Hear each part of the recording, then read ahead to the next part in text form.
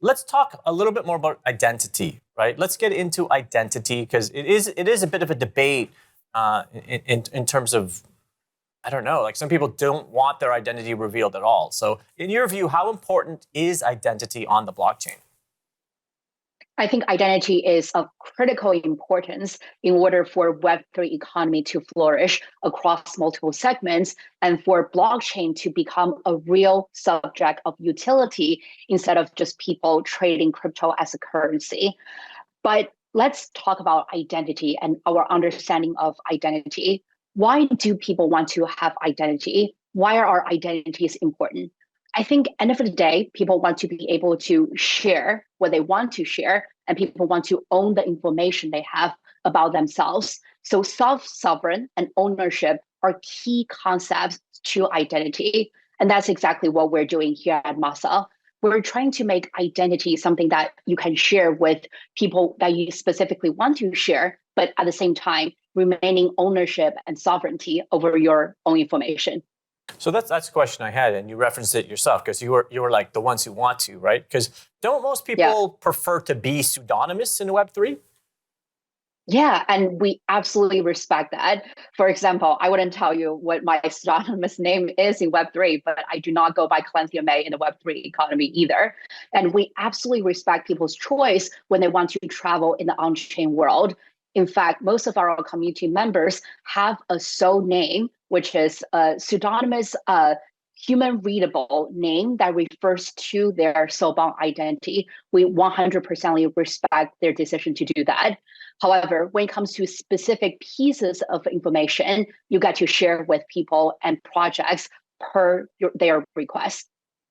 It's interesting because it's not necessarily like this is what you're intending. But if you think about the Tornado Cash debate, right? I did a show on Tornado Cash.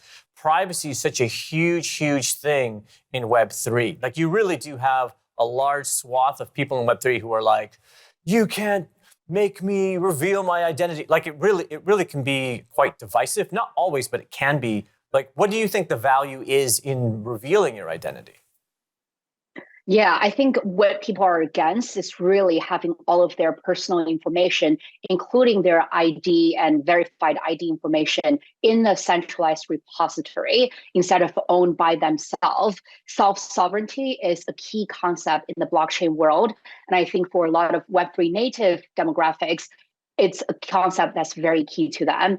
Here at Masa, we completely respect people's want and wish to own their own identity. However, if they do want to participate, let's say in some regulated DeFi activity where your KYC information is required, you will be able to share the attestation that your KYC has been verified to the project that is requesting such piece of information.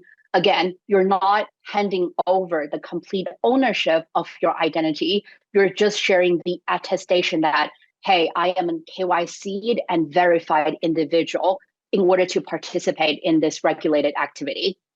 Look, in the next segment, I do want to get into potential abuses, fears, but I want to be balanced too, right? Like I don't really know. I'm torn on soulbound tokens, but I'm going to give you another opportunity in a minute and a half. Like, what are the pros? Like, what are the benefits? What do you get out of this soulbound token?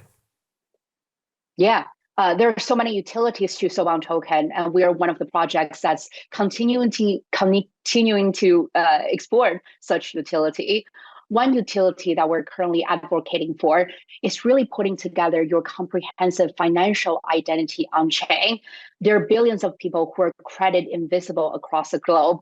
For instance, myself and my co-founder are immigrants, first generation immigrants to the US. When we first moved to the US, we did not really have a credit score or had a really low credit score. Over the past 10 plus years, we built our credit worthiness in the traditional financial system in the US. However, billions across the world do not have their credit worthiness accurately reflected in the traditional financial system.